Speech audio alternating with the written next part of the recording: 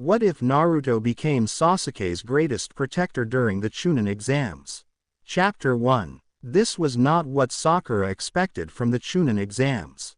Sure, she considered that they would be hard, that she and her team might not make it to the end, but what was happening right now was beyond her worst fears, for she never thought she would have to face such mortal danger.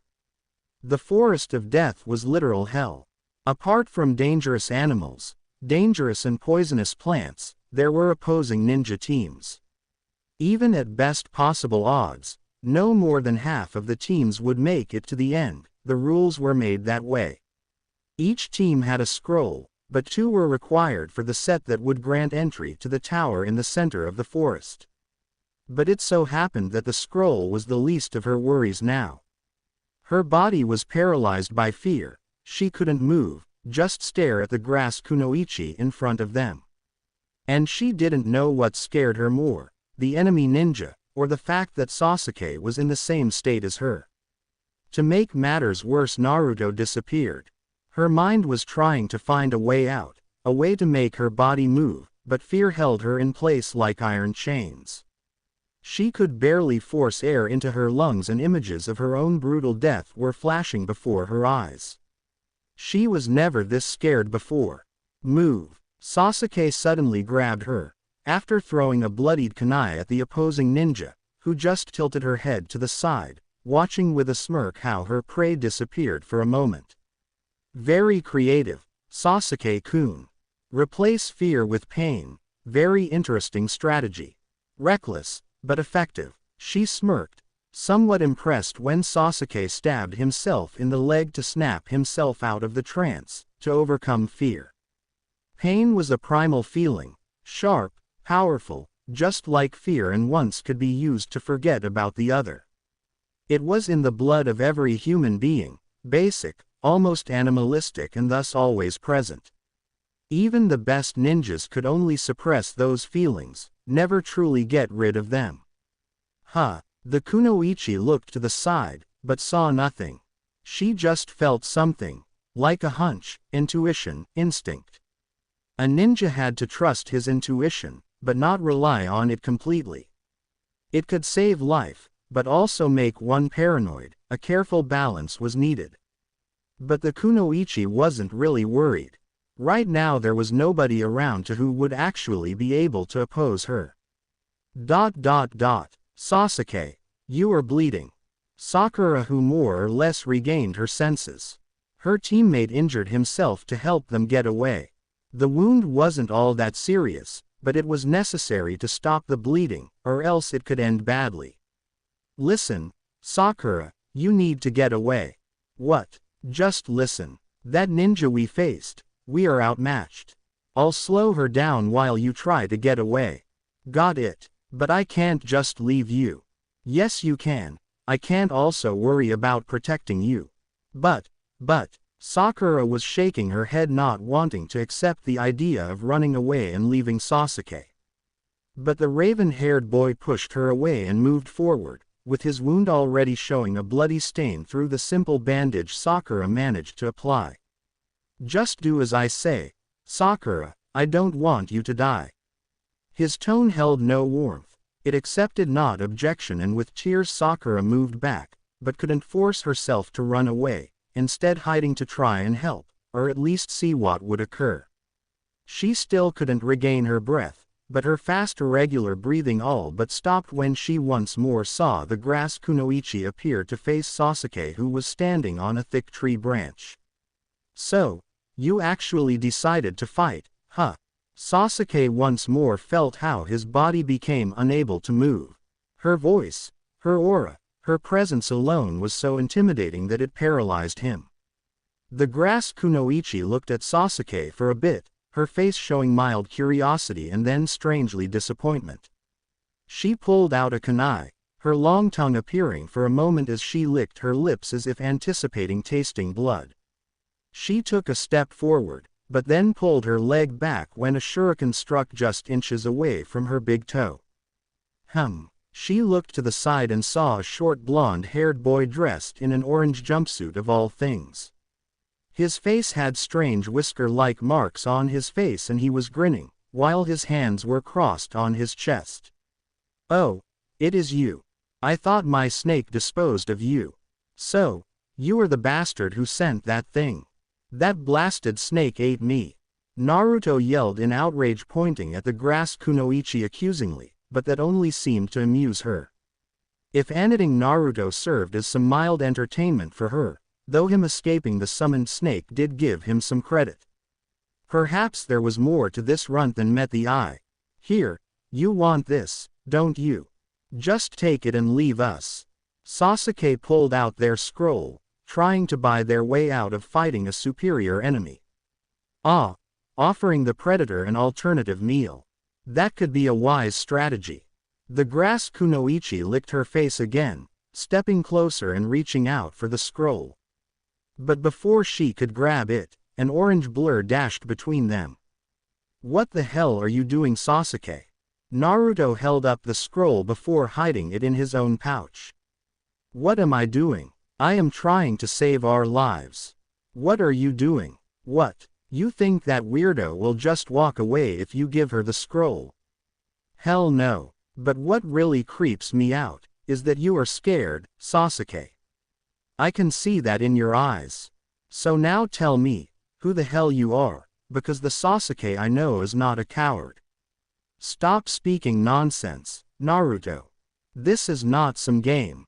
"God damn it isn't. Since when are you a coward, Sasuke?" A sad, but correct statement. The grass kunoichi said with a shrug. "I would never walk away from a thrill of a hunt after all. I don't care about the scroll actually, so as surprising as it is, the blonde brat is right." Sasuke found nothing to say to that. He just glared at the enemy ninja and at Naruto. "Oh well, this is amusing, but let's end it." The grass kunoichi dashed forward towards Sasuke, but was intercepted by Naruto. With a single quick punch she sent the blonde flying away, but in midair he turned into a puff of smoke. "A shadow clone. How interesting." She turned to Naruto, who was already flanked by two of his replicas that attack with kunai in hand, followed by 3 more clones Naruto created. It was very one-sided though, as it only took the grass kunoichi about 10 seconds to dispose of the clones. She then jumped towards Naruto, who moved back avoiding a spin kick, but he never expected a long tongue to lash out, wrap around his torso and toss him into the tree trunk with enough force to crack it. To her surprise, Naruto stood up. "Oh, stubborn, aren't you?" She pulled up her sleeve and bit her thumb, drawing blood. With a practiced motion she applied the blood to the tattoo on her arm and then slammed her palm against the tree branch. In an instant a giant snake appeared, supporting itself by wrapping most of the tail around the tree branch and the thick trunk of the tree.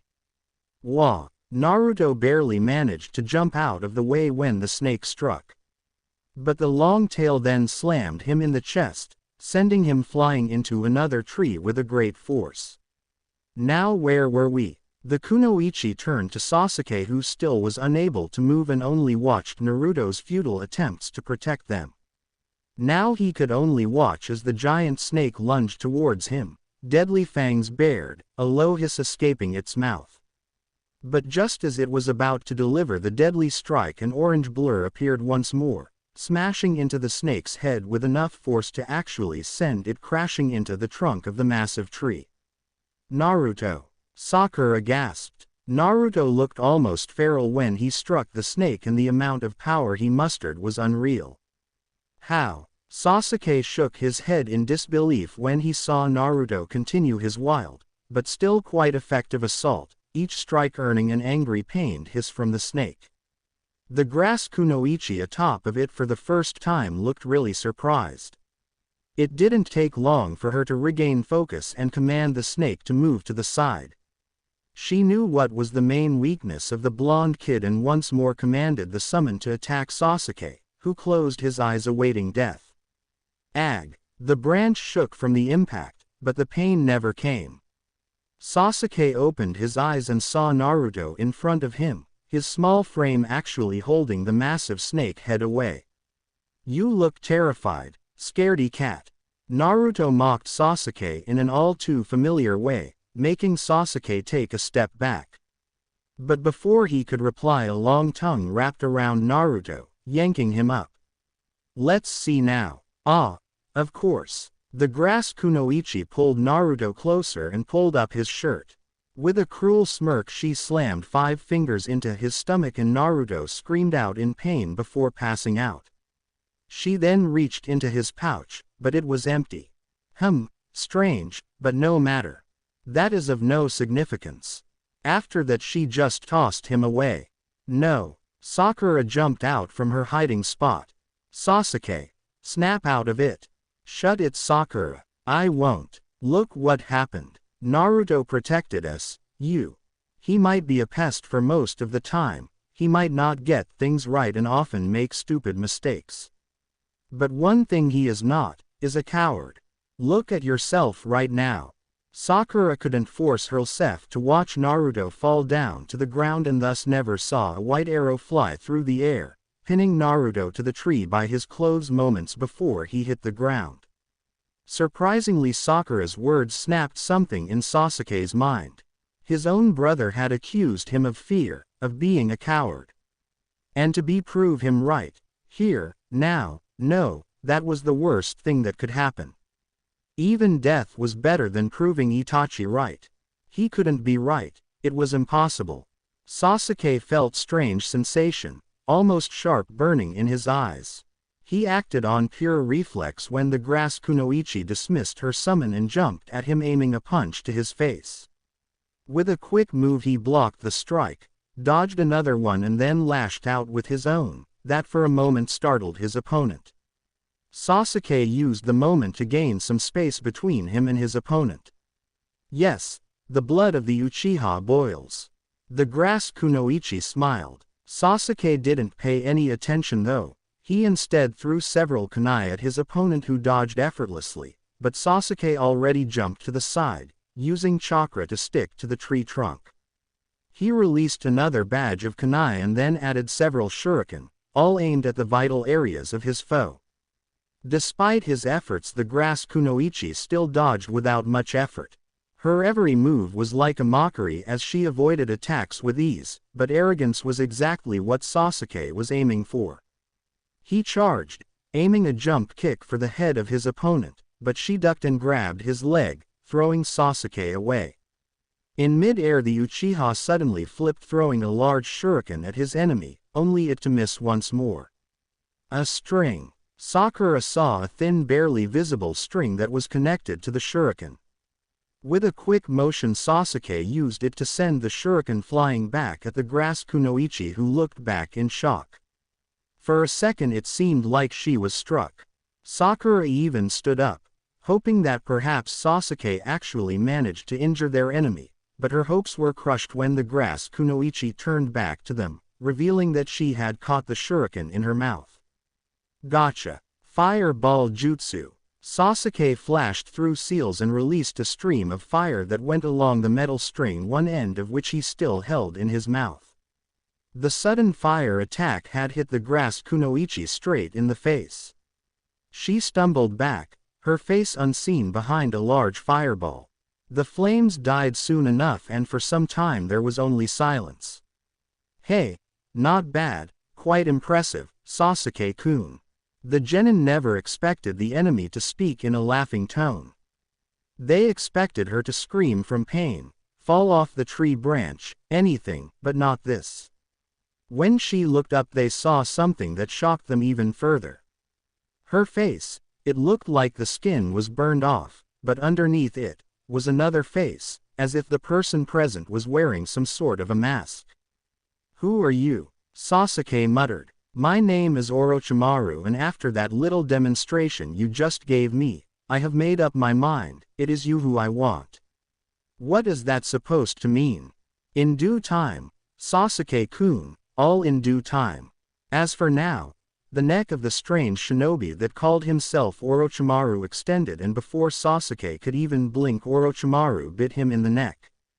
Sasuke. Sakura could no longer stay hidden and jumped out from her hiding space, as Sasuke collapsed to his knees. What did you do? Sakura asked the mysterious ninja.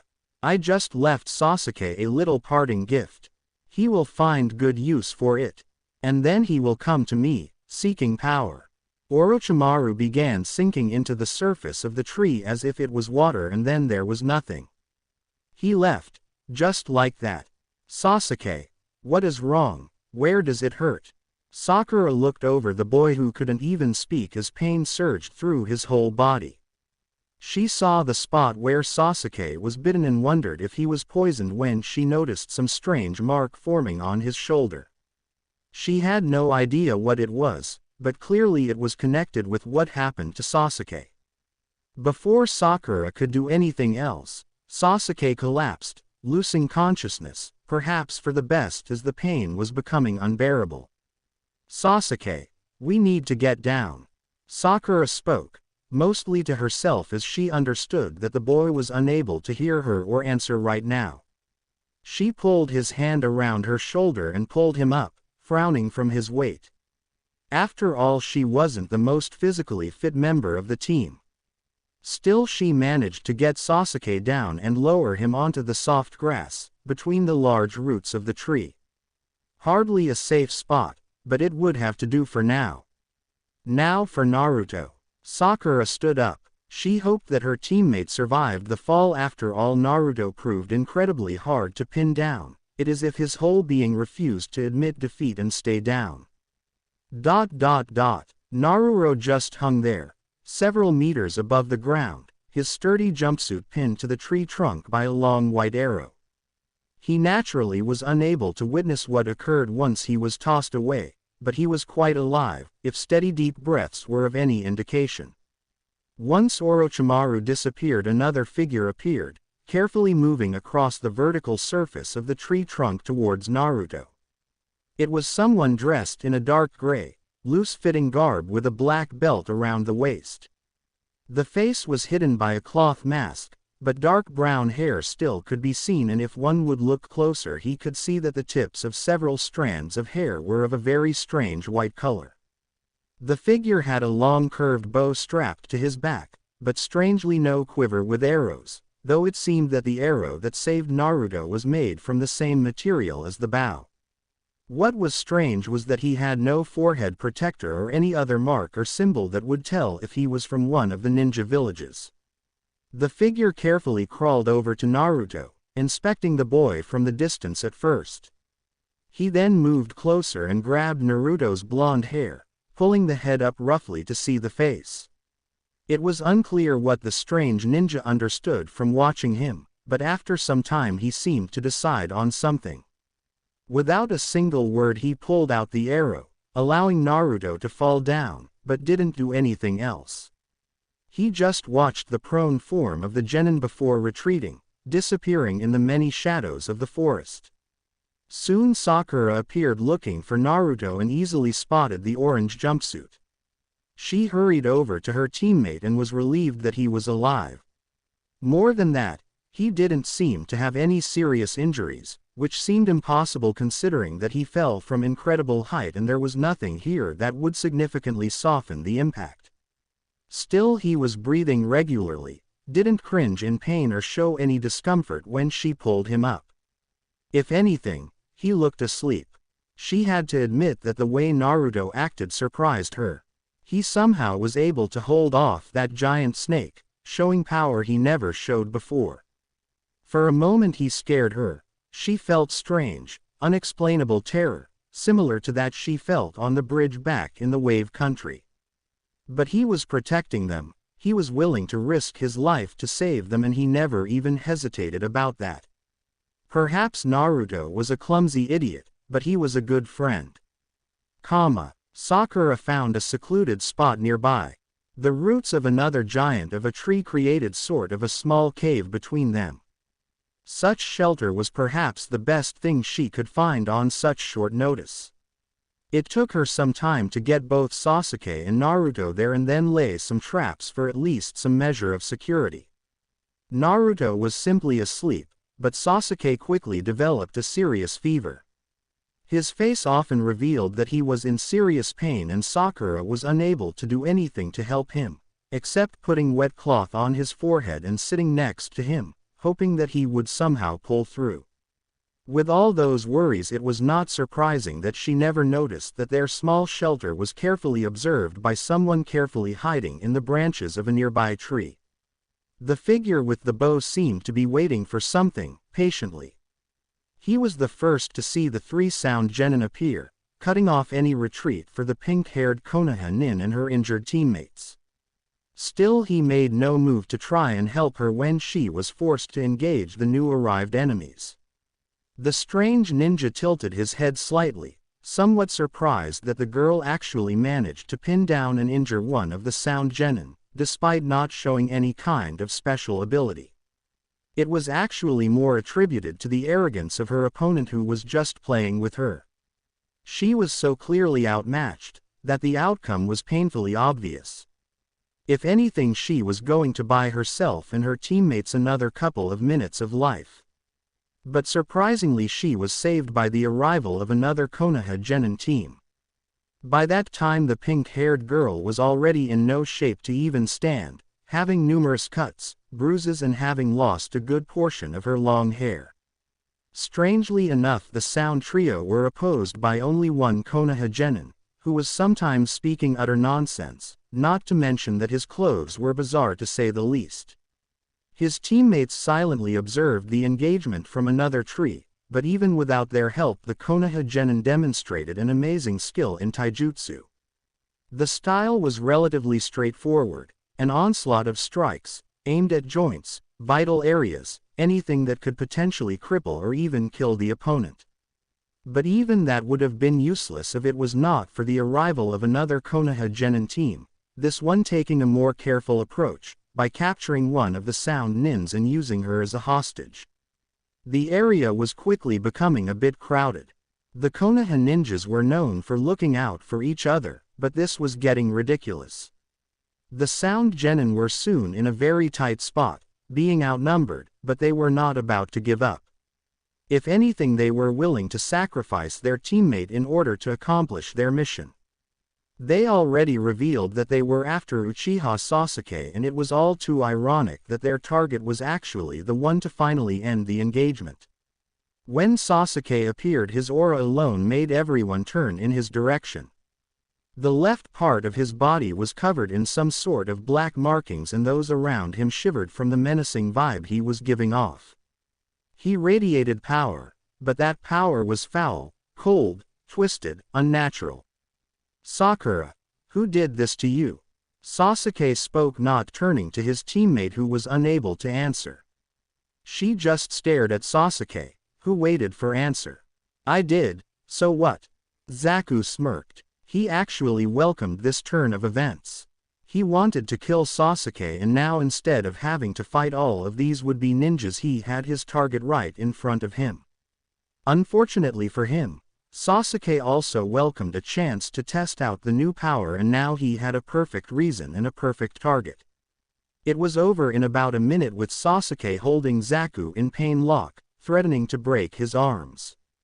As it turned out, he was more than willing to do it, as a moment later Zaku screamed out in pain when Sasuke pulled his wrists back, breaking his arms. "So be it." The figure in the tree nodded. The skin on his wrist parted as something white pierced it. Without a sound, he pulled out another white arrow out of his own hand as if it was the most natural thing to do, and readied his bow. He took a careful aim, pulling back the bow string with his index and middle finger. "Stop. Just please, stop." Sakura embraced Sasuke from behind, desperately trying to stop him. The way he acted, the cruelty he showed, it was not him. It couldn't be him. The mysterious archer hesitated for a moment, but his arrow had more than enough power to deliver a mortal blow even with an obstacle in its way such as another person. He caught the moment between his heart beating and released the arrow. An arrow was but a flash of white as it sailed towards the target. Sakura's exposed back would not protect Sasuke's heart. It would be over in less than a second, a quick, merciful death. No screams of pain, no moans, no goodbyes. Like cutting a thread. Cling. In mid-flight a kunai struck the arrow, knocking it away. It had hit the grown right behind Sasuke and Sakura, digging halfway into the ground. Everyone stared at it, not understanding where it came from. Good aim, Tenten. Neji nodded to his teammate who still stood with her hand stretched after a throw.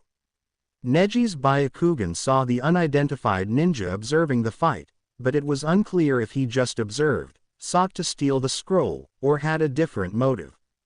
That was partially the reason why he and Tenten remained behind. Only his teammate with her nearly perfect aim could actually intercept a projectile like an arrow. Without another word she unsealed several large shuriken from one of her scrolls and threw them at the spot the arrow came from. They cut off several of the branches, but there was nothing else to hit there. He is escaping, Neji observed. Come Tenten.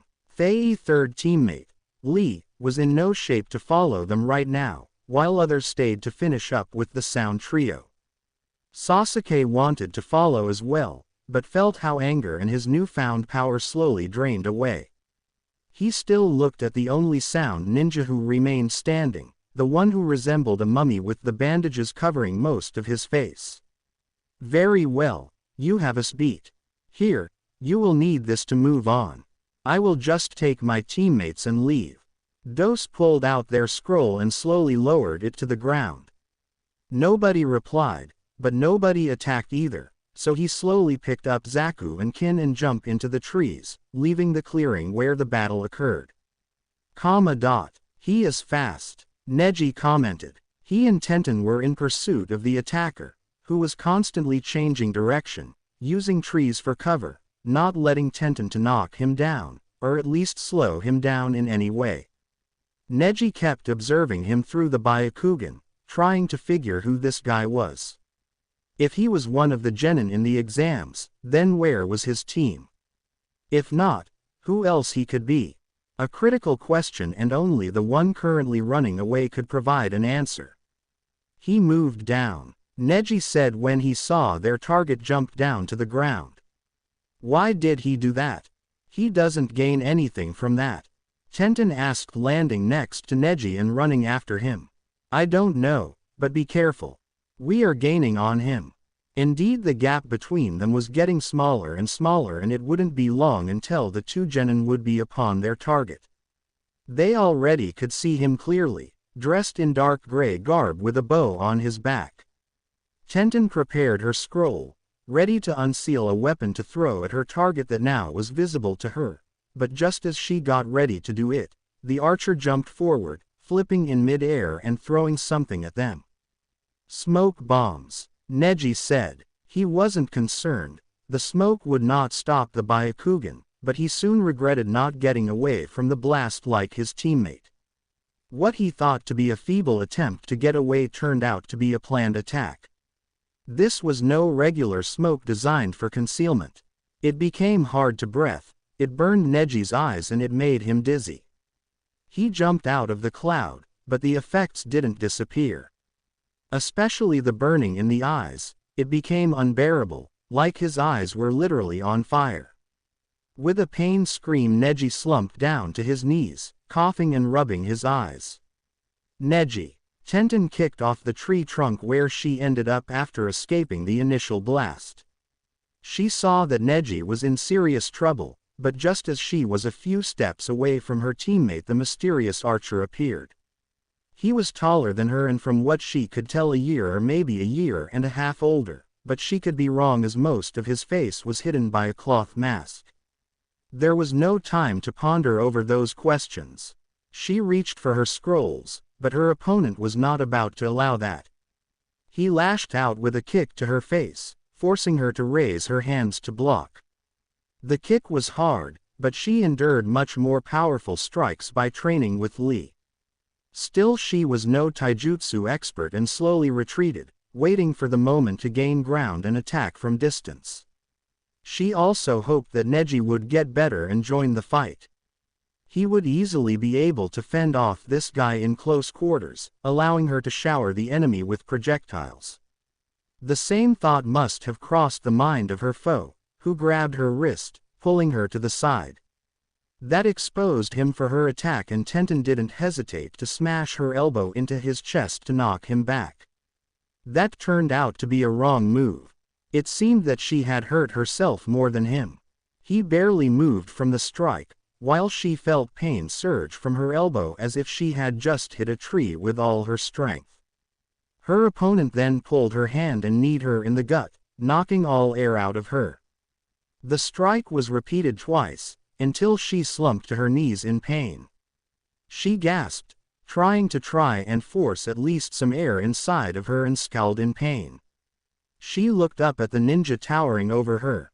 If he decided to kill her, she would be unable to do anything. You should not have interfered with matters beyond your understanding. He spoke suddenly. Tenten looked up angrily. She actually expected him to finish the fight now that he had the chance.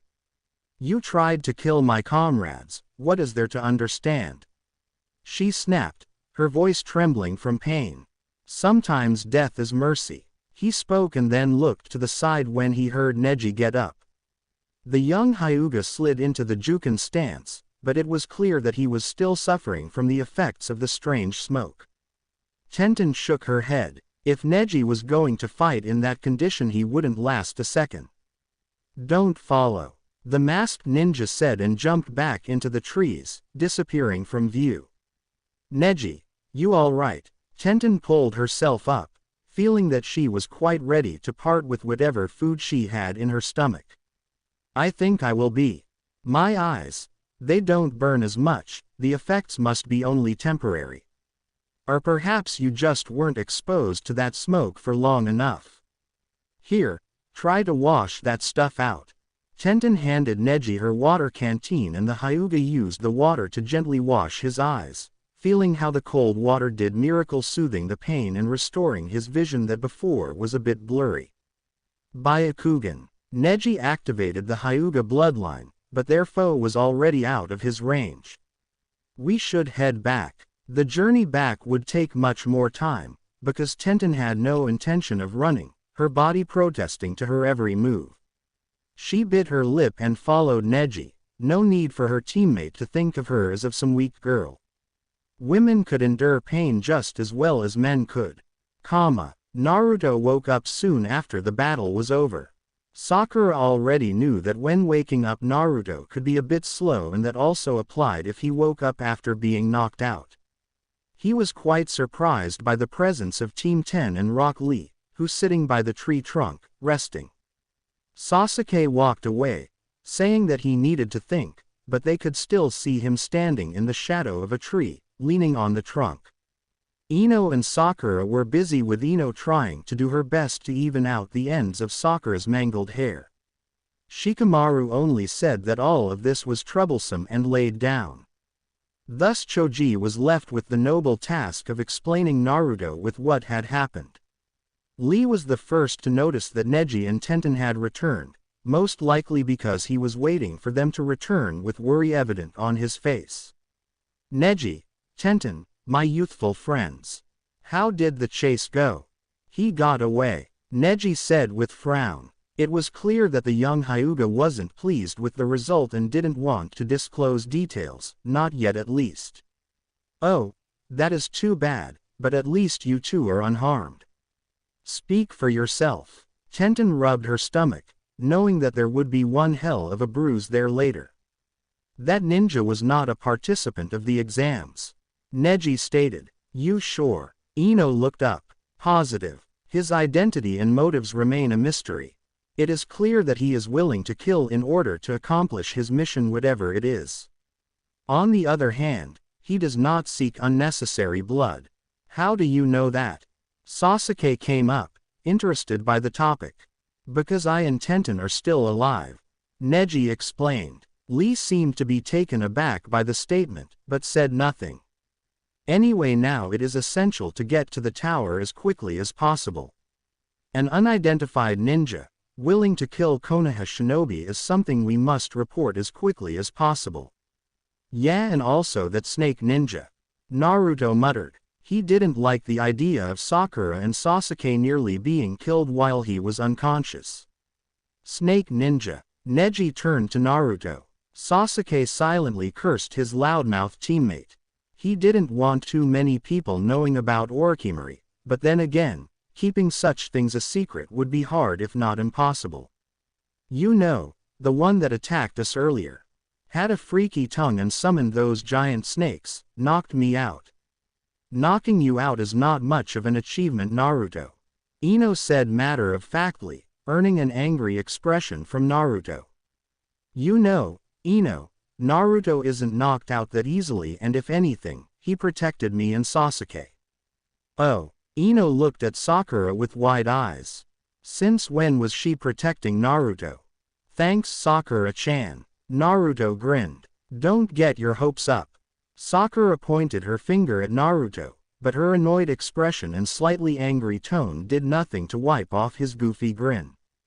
But he is right, that Orochimaru guy was no genin, that is for sure. Orochimaru. Weird name. Choji shrugged. That further complicates things. Neji shook his head. It is more than likely that this Orochimaru character and the archer we pursued are in some way connected. The faster we deliver information the better. This is no longer just about the exams, this is about the village security. Everyone has the needed scrolls. Yeah, got both. Ino pointed at Shikamaru with her chin as it was he who carried their scrolls. The young Nara only muttered something, but not loud enough for others to hear. Sasuke checked the scroll they got from Dosu. We've only got the Earth Scroll. Nope, we've got both. Naruto grinned again. Did you hit your head too hard? Sasuke snapped at his blonde teammate. Nah, back when you were all shaking like a leaf and I took the scroll, I used a clone to hide it. All we need to do is go and pick it up. Hey, that's right, I remember that the snake guy never found anything in your pouch, though he didn't seem that interested in it anyway. Sakura remembered and then turned to Naruto. You actually thought of hiding the scroll away. Hey, don't act so surprised. Naruto pouted.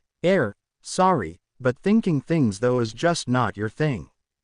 Sakura mentioned. But good thinking though. Never thought I'd say that.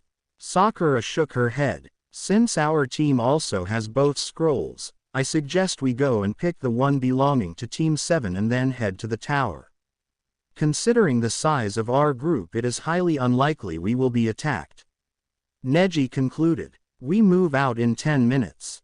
PFT, who put him in charge? Ino looked annoyed. I bet Sasuke would have a better plan. Neji, if he heard that, didn't comment. He went over to Tenten, who was inspecting something.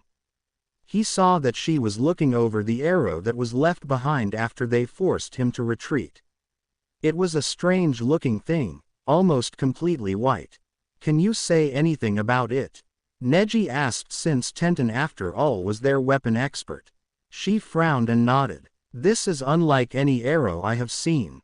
From what I can tell, it is made from solid bone. Bone, not the most durable material. Neji shook his head. I'd agree, but here, try and break it. Neji didn't understand what Tenten wanted to prove by him snapping the thing. It was so thin a child probably could do it. Neji looked over the arrow in surprise. Despite his best efforts, it didn't break. He managed to bend it, but never break. I never met the material as flexible and as sturdy. Tenten commented. She then pulled a kunai and tried to cut the arrow, but made only barely visible scratches. This material is obviously not suitable to make heavy cutting weapons, but projectiles.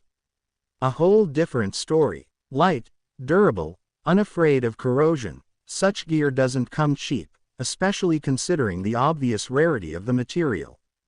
In other words, that guy has access to first-grade gear. The smoke bomb he used against us only proves that. This can't be good. I'll take the arrow. Perhaps specialists will be able to determine something from it. Tenten sealed the arrow in one of her scrolls. She looked around and rolled her eyes. Not again. Lee was doing push-ups on his index finger, being already somewhere around the 300. Naruto. How much longer? Sakura raised her voice. For the last 10 minutes Naruto was searching around the bushes for the scroll. Leave it to Naruto to hide the scroll and lose it in the process. Found it. Naruto ran out of the bush with a scroll in hand. Now we can pass to the next stage. Whatever, hand it over. Sasuke demanded. Naruto looked at him with obvious distaste and frowned. You aren't going to give it away to the nearest snake ninja, are you? Naruto. Sasuke obviously didn't like Naruto of all people accusing him of cowardice. On the other hand, Naruto's doubt was this time somewhat justified. Another thing Sasuke hated to admit, and the lack Sakura's angry outburst in his defense was a clear evidence. Fine, keep it, just don't lose it, Dobi. What was that, Tem? Oh, quit it. What are you, 5? Tenten looked at them in disbelief. I most certainly am not. Both Sasuke and Naruto yelled in unison and then glared at each other. Tenten didn't know as she should act angry, annoyed or amused, so she just shrugged and stepped aside. They always like that, Ino whispered to Sakura. Oh, no, usually they are not as civil with each other. Sakura shook her head. Civil. Ino looked at Naruto and Sasuke, both of whom were walking not far from them, throwing angry glances at each other. Sakura actually called this civil. Onward, to our most youthful goal. Lee. Tenten moaned miserably, noticing how everyone were looking at her teammate with wide eyes. To make it worse, Lee didn't seem to notice and walked off with a smile. Don't ask. Neji sighed and followed his teammate. Shikamaru. Choji, forget what I ever said about you two being weird. Now I have seen weird and its color is green. Ino muttered. At least he didn't ask you to go out with him. Sakura nodded, and then realizing that she probably shouldn't have said that, because seconds later Ino began laughing like a maniac, pointing at Sakura. Oh, shut it already, pig. What was that forehead? You heard me. Maybe it's the blonde hair that irritates people around. Tenten wondered. Right behind her, Choji dreamed of barbecue, while Shikamaru dreamed of dreaming. They must have been the most peculiar group ever. So, you confirm it, Anko. For the last time, it was Orochimaru. You know I would never mistake him for anyone. Very well. Hiruzen Sarutobi calmly nodded, sitting in his comfortable armchair. Nothing betrayed concern in the features of the old Hokage. If anything, he knew perfectly well how to conceal his thoughts. I guess that confirms the Genin report. Finally, Anko sighed and rubbed her shoulder in pain. She was all sore from her little run-in with her former sensei. Damn, forgot how strong that bastard is, and he isn't getting any weaker. Why would someone like Orochimaru attack a Genin team? Kurenai asked. Orochimaru was a Sannin, a ninja of the highest caliber. Attacking a Genin team, a rookie Genin team, was not something one would expect from him. Orochimaru never does anything without a reason, and I reckon he was always fascinated with unique abilities. His interest in ninjutsu, his inability to stay within the lines of reason, was the reason why he turned rogue in the first place. And we all here know that Team 7 is a very unique team. Orochimaru could be interested either in Uchiha Sasuke or the Nine-Tailed Fox. Aoba finished. Uzumaki Naruto. The third corrected, slightly narrowing his eyes. Please, the bastard gave the Uchiha a curse seal, quite clear who he is after. Anko scowled. I know how that works, if you remember. I remember, Anko, but from the information we got from the Genin, Orochimaru also did something to Naruto. Haruno Sakura reported that during the engagement Naruto demonstrated incredible power and looked almost feral. She assumed that it was just adrenaline and Naruto's wild nature, but after the incident in the wave we can safely assume that was another leak of the Nine Tails chakra. Lord Hokage, you believe Orochimaru did something with the seal? Kakashi asked with concern for his students. I doubt he damaged it. Minato was a master far beyond Orochimaru when it comes to seals, but I also will not overlook the danger. Since they are still participating in the exam, we cannot interfere, but I want both of them examined once the second stage of the exam is officially over. Jiraiya will be in the village by that time. The news resulted in a low buzz, created by the people filling the office. Jiraiya was not seen in the village for quite some time, and if they had trouble with a Sannin, who was better to handle it all than another Sannin? But until then we just wait. Asuma didn't seem to like the idea of that. Yes, after all, patience is a virtue. What about the archer? Orochimaru's accomplice? Kurenai asked. He does not fit in with all of this. Orochimaru is not beyond using pawns, but this shinobi acted strangely. From what I understand, he tried assassinating Sasuke. If Orochimaru targets Sasuke, then the order of his removal is pure nonsense. Then, maybe he is connected to the Sound Genin team. They also, seem to be after Sasuke.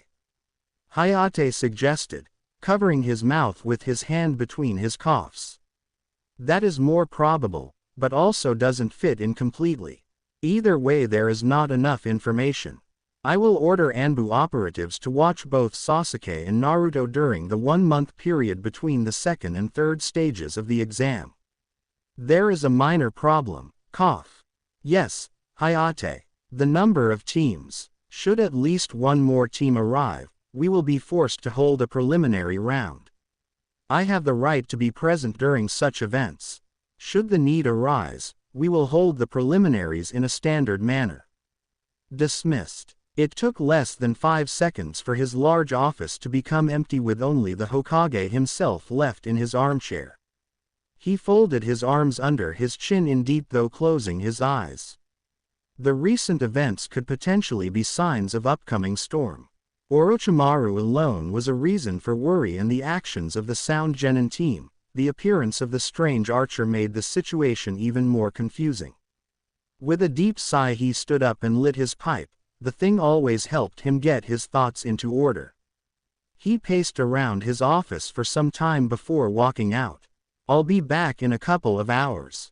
Yes, Lord Hokage. The Anbu guard nodded and remained standing by the entrance to the office. Hiruzen went to the village main armory that was located at the base of the Hokage mountain, directly under the face of the second Hokage. An unremarkable building was built so that it could survive the Hokage mountain itself collapsing over it, though nobody actually wanted to test that theory out. The armory had most of the basic ninja gear, uniforms worn by most Konoha ninja of a Chunin rank and higher, a collection of weapons and some more specific pieces of equipment, some not available to most and kept locked in underground vaults beneath the armory. But Hiruzen was not interested in what was kept in the armory. Instead he approached an unremarkable door, which led into what turned out to be some sort of a workshop. Any news, Kenza? Hiruzen addressed a man who seemed to be in his late 50s. He was wearing a simple outfit with a thick leather apron over it. He also seemed to be looking over an object on the workbench in front of him. Tisk. You always find something interesting for me to work on. You sound as if you are disappointed by that. No, not at all. Why would I be annoyed at having to inspect various devices and tools you lot use to kill each other? This job warms my heart. It also pays for the food on your table. Hiruzen mentioned. That is low. And you are being a hypocrite. You design those devices we lot use to kill each other. Right. The inventor is at fault. You know a kunai won't hurt anyone until a hand throws it.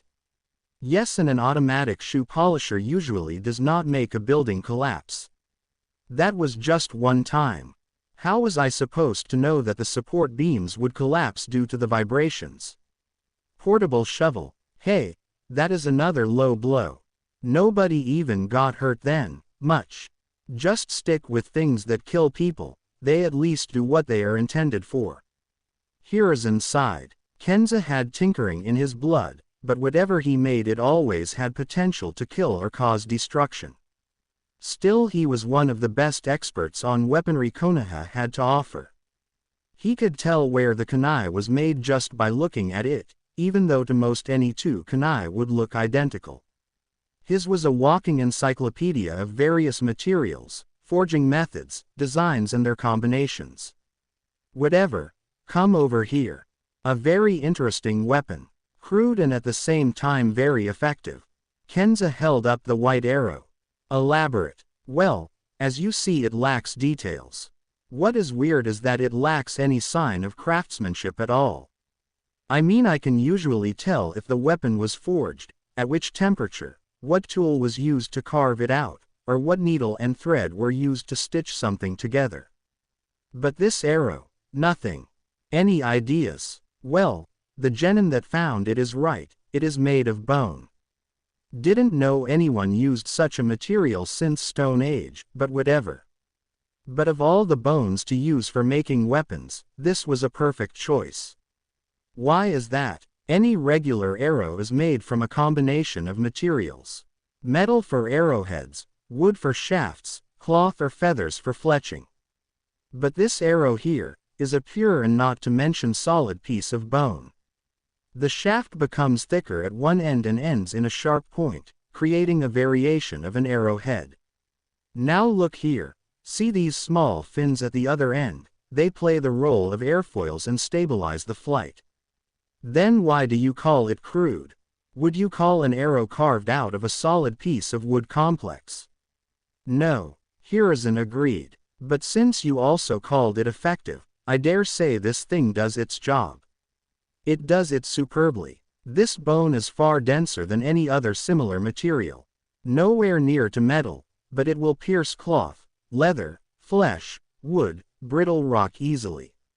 Any metal weapon will require considerable effort to cut through it. Anything else? Oh yes. This bone is also incredibly flexible.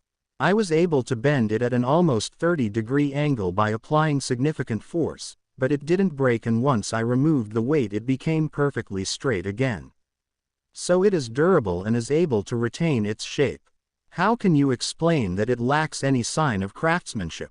I have no idea. I can't tell much else unless I know how the weapon was made, and this thing, well, how do I put it, it wasn't made. Kenza scratched his head in thought. What do you mean exactly? Wish I knew. The best I can come up with is that there is an animal with arrow-shaped bones somewhere. Now that is a strange picture, Very strange. Still, if you find that miracle of nature, bring several here. Most of the Fletchers will go out of business and stop making second-rate weapons that can't kill a fly. I'll keep that in mind. What about the arrow though? What else can you tell me? Nothing. I am out. This thing holds its secrets well and I can't help you with it. Take them to the boys in white lab coats. If it is a bone, it originally came from something that was alive as I understand it, and things that are alive are more in their field of expertise, even if the bone wasn't shaped as an arrow originally. Thanks. I think I'll take it right away. Hiruzen hid the white arrow in the inner pocket of his robe. You do that.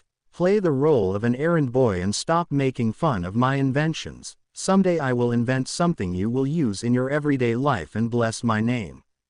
Like an automatic smoking pipe lighter. I would be better off using an exploding tag. A miniature exploding tag would actually work. Got to test that. Ugh. Hiruzen moaned in frustration. Kenza played on his nerves ever since he met him, but he was one of his most loyal friends and one hell of a weapon expert. But right now even he was unable to crack the puzzle. Team 7. Like any other team that made it to the tower with significant time before the official end of the second stage of the exam, was provided with a room to rest. The accommodations in the tower were far from perfect. If anything, it made them feel imprisoned. The reasons were simple. First of all, the conditions were quite Spartan. The 3 simple beds, a crude table and a couple of chairs were about all the comforts there were, if not counting a small bathroom that only had a toilet and a sink.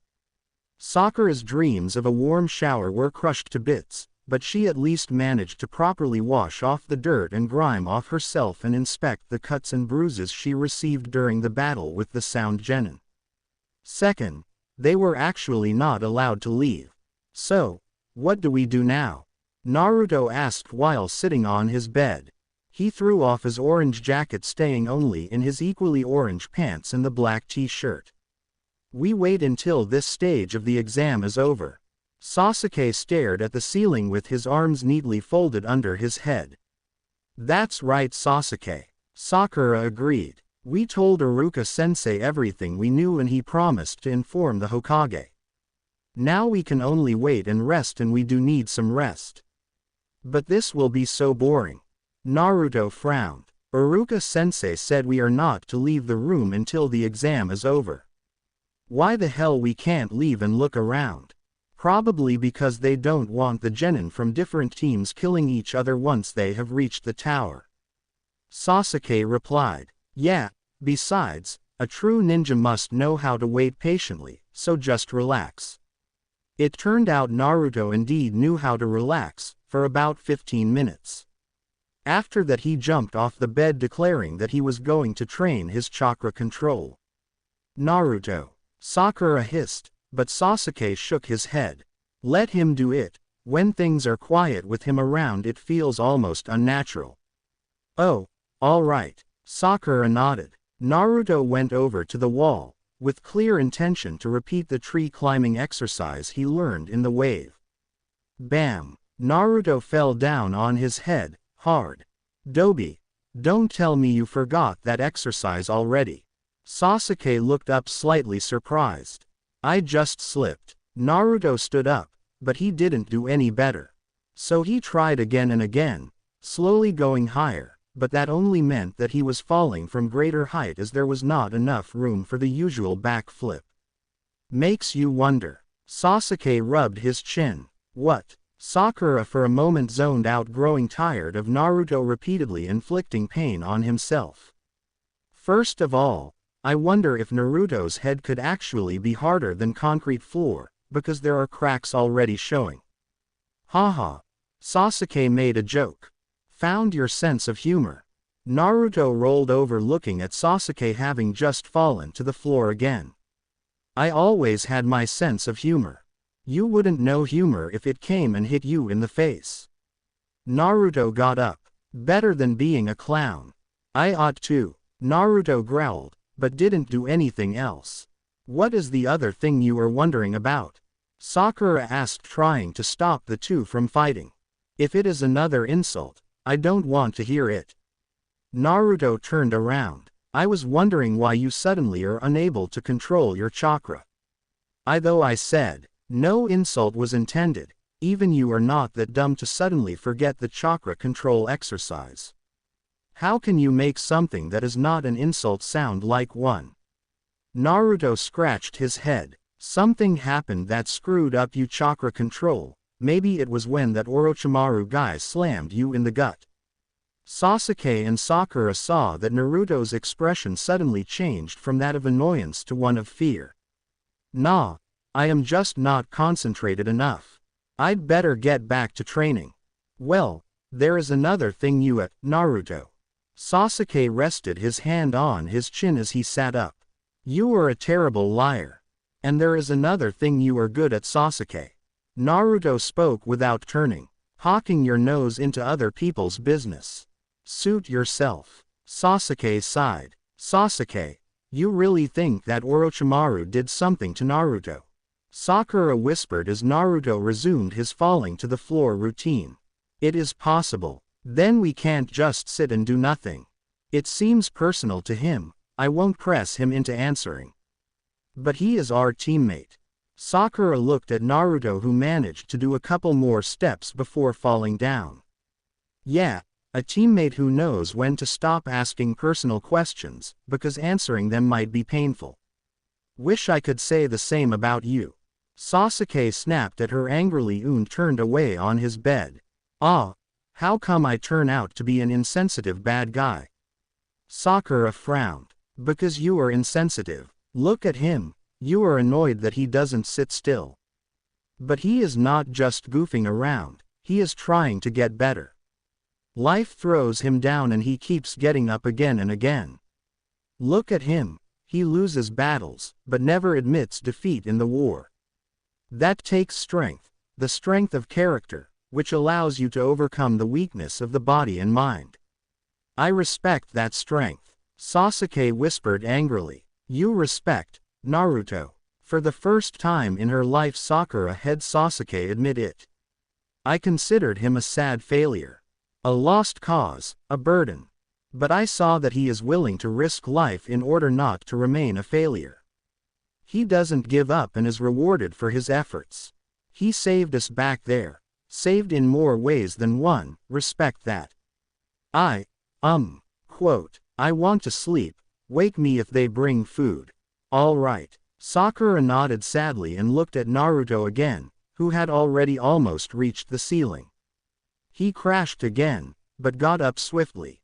She realized that this routine demonstrated his whole life. Reaching higher, falling down, getting up and reaching even higher. He just kept on going, because for him the alternative was worse than death. The target slipped away due to unfortunate interference. Sadly, such matters were often beyond any control. The tower was a fortress, literally. The security was very tight and trying to infiltrate it would be simply suicidal, thus a complete waste of life. No, for the time being he had to pull back. Without a doubt the Konoha shinobi were already looking for him, but due to the Chunin exams their resources were limited. They had to keep an eye on almost every foreign ninja, since rival villages were a far more realistic threat, despite any written treaties. After all, what was a piece of paper when one could get his hands on something far more substantial? If anything, treaties and agreements were used to calm down the civilian population who lived in a blissful illusion of their own significance. The whole world was like a giant theater and everyone played a role, forever bound to wear masks and lie. The figure leapt over the fence separating the forest of death from the rest of the world. The perimeter was heavily guarded, but the night was dark and even the sharpest eye would have trouble noticing anything. The Chunin patrolling this section of the fence turned around sharply when he heard a strange noise. He couldn't identify the sound and went to investigate.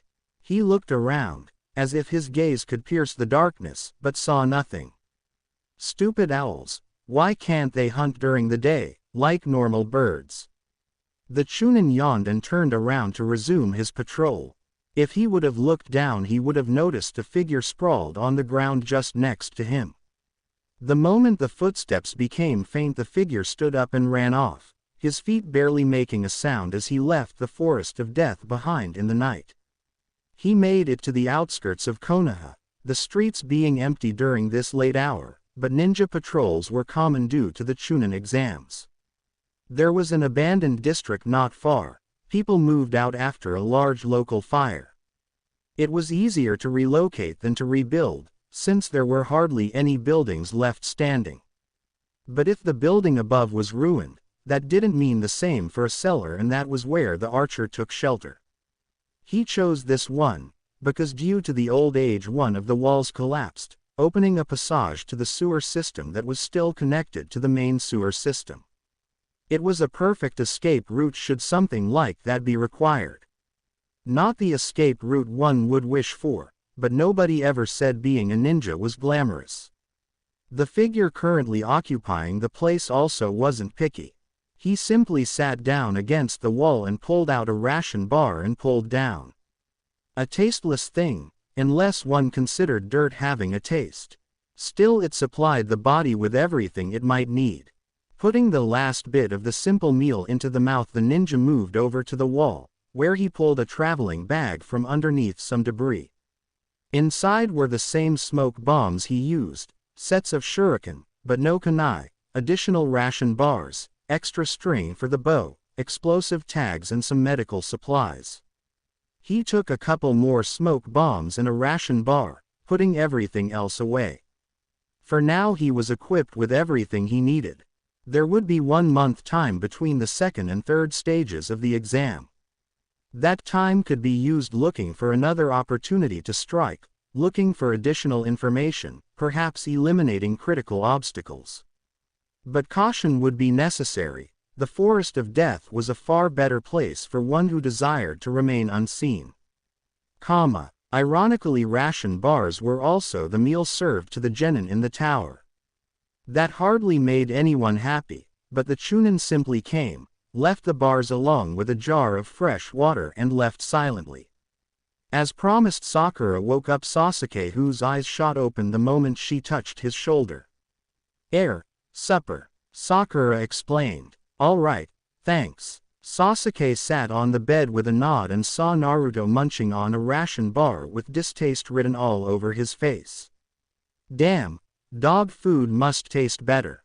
Naruto growled. Yeah, not much of a treat, isn't it? Sakura sighed and bit a piece off her ration bar. That hardly made her happy. Better than nothing. Sasuke took his share and began eating slowly. His face didn't show it, but he also did not enjoy the meal, but it did somewhat fill his otherwise empty stomach. I bet Ichiraku is still open right now. I could really go for a nice big bowl of pork ramen right now.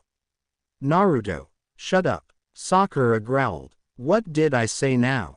How do you think it feels listening to you dreaming about ramen while we are eating this? Sakura held up her half-finished ration bar to emphasize the point. But you don't really like ramen. Naruto objected. At least ramen can be called actual food, Sakura said and slumped against the wall. The Chunin exams were clearly designed for one purpose only: make participants miserable. Almost half of the genin who have participated in the preliminary round of the Chunin exam ended up in the hospital. Konoha was famous for the quality of the medical attention it could provide. Now they had numerous patients to take care of. Rock Lee was the worst. His battle with Gaara of the Sand left his body broken and his ninja career in question. Not only did he cause serious damage to his muscle, chakra and nervous system by opening 5 of the 8 chakra gates, he also suffered massive injuries that were inflicted by Gaara's sand. The bones in his arm and leg were broken in several spots and would require much time to heal. Then there were 2 members of Team 8. Hyuga Hinata suffered internal injuries around her heart, while her teammate Kiba ended up in the hospital with a severe concussion after Naruto's kick rammed his head into the ground. Tenten was admitted with sprained back, but got off lucky as she was close to actually breaking her spine. Finally there was Uchiha Sasuke, whose body was recovering after Kakashi sealed up the curse mark. Sealing techniques always were straining on the body, especially the more complex ones, and naturally nothing simple would work against the curse mark. Yes, the hospital staff had lots of work treating injured ninjas. You could see doctors and nurses running around, making sure the patients drank their medicine or went through the necessary procedures. The hospital building resembled an anthill, with everyone knowing where to go and what to do. To those outside it could seem chaotic, but nothing could be farther from the truth. It was a well-developed system that functioned at the best of its ability. What do you mean we can't see him? Naruto's voice ran across the hospital hallways. He and Sakura came to pay Sasuke a visit at the hospital, but the lady at the reception told them that he was not cleared to have visitors. Idiot, it is a hospital, stop yelling, you are too loud, Sakura said after she smacked Naruto on the head for being obnoxious. Ow, ow, ow. Naruto rubbed his head. It was amazing how he never complained about the injuries he received after his battle with Kiba, but now whined at being smacked on the head. Sakura still remembered how Naruto once more proved that he was incredibly hard to pin down. He simply refused to lose, and no matter what Kiba threw at him, his incredible stamina and willpower absorbed everything to return it to Kiba with interest. And then, after all that, he was jumping from joy and grinning. Excuse me, but why can't we see him? Is it something serious? Sakura turned her attention back to the matter at hand. All I know that he is not to receive any visitors. Tisk, wait, what about bushy eyebrows? Naruto asked. He means Rock Lee, Sakura explained when the woman looked at Naruto with confusion. Ah, him. Just a minute. The woman began to check her notes. Ah yes, here he is. I am sorry. He just underwent serious surgery, no visitors. Again that crap. Naruto stomped angrily and frowned. And Hinata, Hyuga Hinata, Sakura again specified, though she doubted there were many other girls with that name. Accepting visitors. The lady nodded, but before Naruto had a chance to ask anything else added that only the members of her clan and genin team were allowed. What? Who can we visit then? I am going to. Quote. Calm down, Naruto. A calm voice came from the side. Kakashi-sensei. Sakura smiled when she saw their teacher come down the stairs, followed by a strange man with long white hair. Sasuke is doing fine and is resting now. I am sure he will be discharged soon, so no need to worry. Oh, that is good to hear. But why can't we see him? Yeah, I don't remember Tem getting that badly beaten up after his fight. Naruto crossed his arms on his chest. We had to make sure that everything was all right after you ran into, how did you put it, Snake Ninja? Oh, that creep. Naruto nodded and Sakura remembered the strange mark that appeared on Sasuke's shoulder. That must be the reason Sasuke was admitted to the hospital. Anyway, you and Sasuke will need to prepare for the third stage of the exam. Kakashi spoke. Oh yeah, can't wait to pound that Neji guy into the ground. Naruto scowled, his palm curling into the fist. Neji will be a strong opponent. Naruto, you will need help to prepare for that battle. Alright, what is the first thing we do, sensei? Wait, I never said I would be the one helping you, Naruto. Don't look at me like that, you know that since both me and Sasuke share the Sharingan I am the only one who can truly help him, and if you remember, Gaara is not someone who you would want to face unprepared. Sakura expected Naruto to object, but the blonde seemed to consider what he heard. So, if you won't teach me, who will? Naruto, allow me to introduce Master Jiraiya. Kakashi motioned towards the man behind him, who right now was openly leering at the cute nurse nearby, oblivious to the conversation in front of him. That pervert will teach me. Yeah, right. Naruto shook his head, but Sakura suddenly smacked him on the head again. Naruto, don't you understand who that is? It is Jiraiya, student of the third Hokage. Iruka told us about him and Lady Tsunade during lessons at the academy. Sakura remembered the lecture. It never crossed her mind that Iruka never told them about the third member of the team. It was decided that the younger generation didn't need to know about some darker parts of history, including the betrayal of Orochimaru. Thus many knew who Jiraiya or Tsunade were, but not about their third teammate. And even Jiraiya and Tsunade for many were mere symbolic images and not actual people or village shinobi. For those younger, they were just icons of their time. Jiraiya seemed to hear Sakura's words and finally tore his eyes away from the nurse. That is correct. I am the man who is known north and south, west and east. My enemies tremble before me and women squeal with joy at my presence. I am none other than the great mountain hermit, the toad sage Jiraiya. The whole introduction was followed by a silly dance that most likely was aimed at making Jiraiya look cooler. It was followed by several minutes of silence. And you call me an idiot? Naruto turned to Sakura, who was wondering if she made some mistake. Never in her life did she expect a great ninja to act in such a way. But, he is the student of the third Hokage. Sakura mumbled. Turns out the old man screwed up as a teacher then. Naruto stated. All I understand is that he is just a perv. Just a perv. Jiraiya seemed offended by that. To your information, I am not just a perv, I am one hell of a perv. That doesn't make it any better. You, pervy sage. Pervy sage, you little brat, you should be kissing my feet for agreeing to teach you. What on earth could you possibly teach me? I can take you out with a single move. Oh yeah, then come on. Show me what you've got, brat.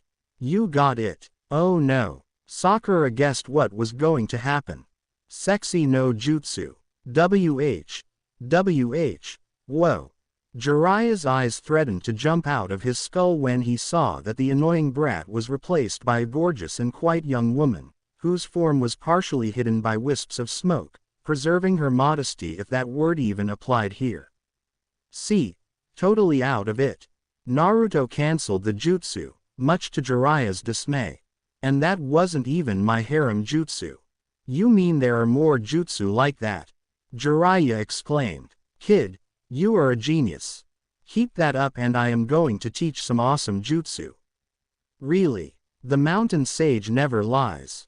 Now let's go, your training awaits. It better be worth it. Bye, Sakura-chan, Kakashi-sensei. Naruto followed the strange man out of the hospital, leaving Sakura with Kakashi. That was Jiraiya, the Jiraiya I spoke of? Sakura asked in disbelief. In the flesh. Kakashi nodded. He is worse than Naruto. Well, nothing we can do about that. Kakashi shrugged. I think I remember Ino visiting Choji on the 3rd floor. Perhaps you would like some company. Sure, thanks. See you later, Kakashi-sensei. Kakashi nodded and turned around. Just a moment ago he saw an all too familiar figure that went upstairs. Sure, Kabuto could have every reason to be in the hospital, but Kakashi had strong suspicion that the genin was not who he made others think he is. It was just a hunch, a wild guess, but as a ninja Kakashi knew when to trust his guts. This was one such moment. Kakashi went back to Sasuke's room, his hand ready to grab a kunai from the holster on his thigh, but perhaps there would be no need for that, it could just be his paranoia. Still, with Orochimaru around, being paranoid was more of a blessing than anything else. So, decided to play with the adults. Aren't you all full of yourself? Kakashi stepped into Sasuke's room. An Anbu guard that was stationed here to guard the last Uchiha was on the floor in a pool of blood, while Kabuto stood over Sasuke's bed with a strange curved kunai. I should have known you would have spotted me, Kakashi. Kakashi tilted his head, avoiding a medical scalpel that hit a wall behind him. It was thrown from a blind spot and gave Kabuto the half a second he needed to move over to the window and face Kakashi. Good idea, but you think this will help you?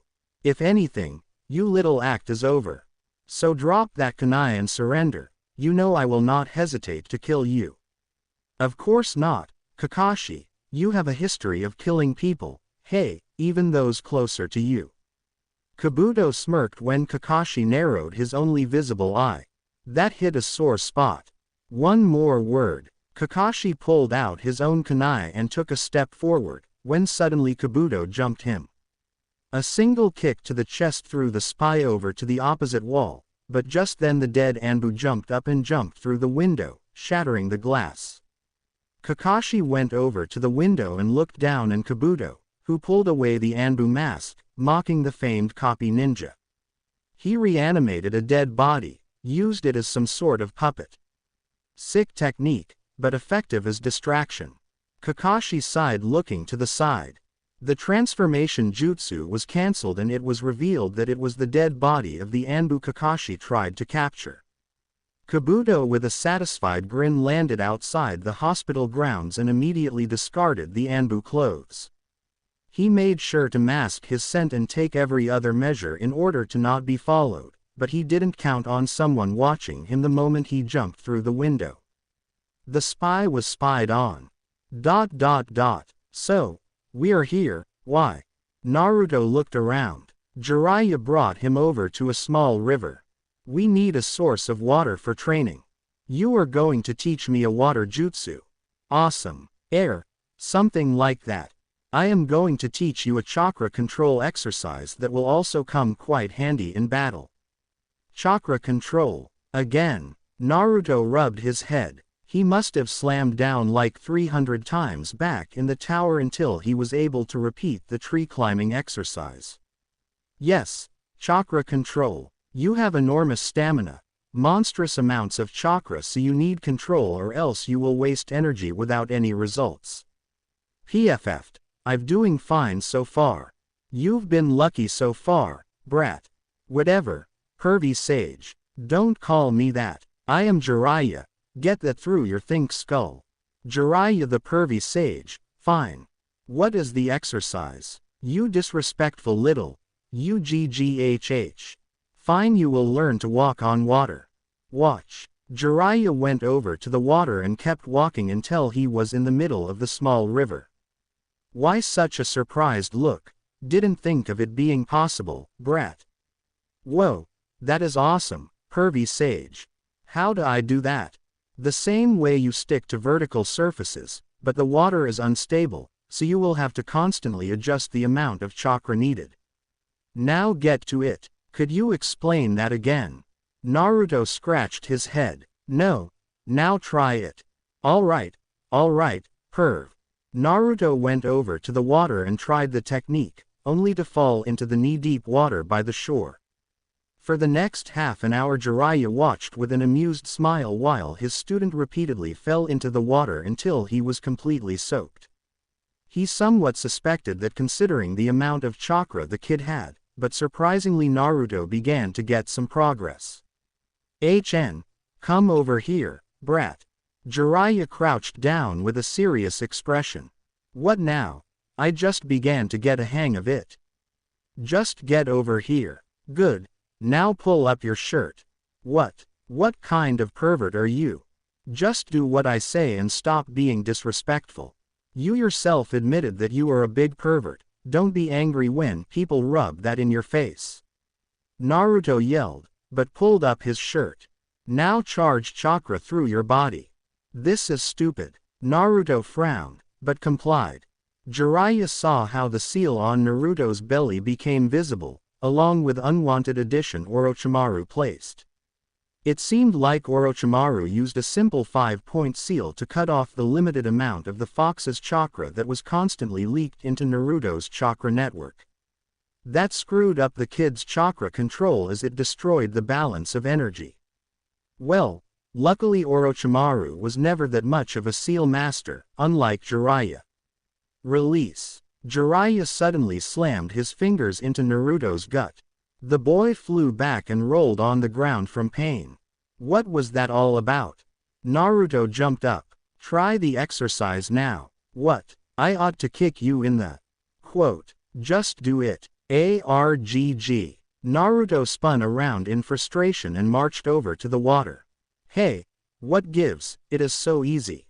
I am doing it. Yeah. Naruto began to jump and run around the water surface as he had just received a lifetime supply of ramen. See, I am a great teacher, huh? Jiraiya smiled. Maybe, but you are still a pervy sage. Naruto laughed. You will never stop calling me that, are you? Nah, unless you will stop being a pervert. Fair enough, I guess. Jiraiya scratched his head. Get back here and dry up. After that I will teach you a killer move. A summoning jutsu. Summoning. Naruto sat down on the shore pulling off his soaked sandals and taking off his jacket. You mean like that snake guy? Awesome, but I don't want to summon snakes, hate those things now. I am the toad sage, so I will teach you to summon toads. They are very useful in battle. Alright. Naruto nodded happily, completely forgetting about his stomach being all sore now.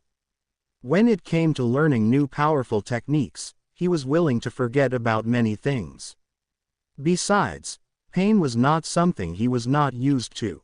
Gecko Hayate listened carefully. By chance he managed to witness a secret meeting between Kabuto and a sand Chunin named Baki, and what he had heard was a great reason for concern.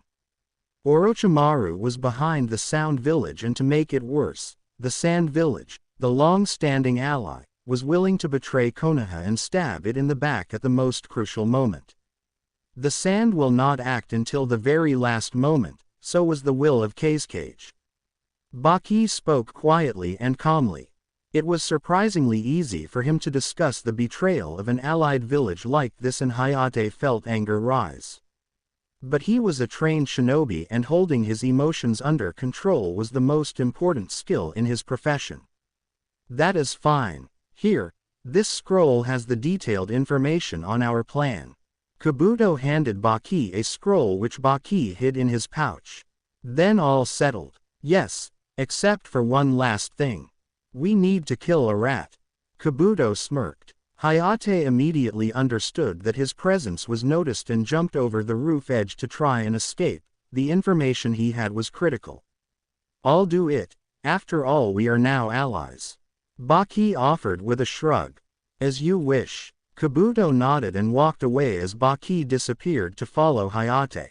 Ali, hey, how easy it is to fool them. Kabuto shook his head and disappeared.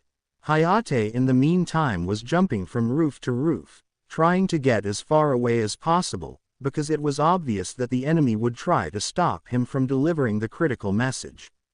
He jumped another ledge, landing on a balcony. From there he jumped over a street and ran up the wall to get to another roof that had a tall water tower built atop of it.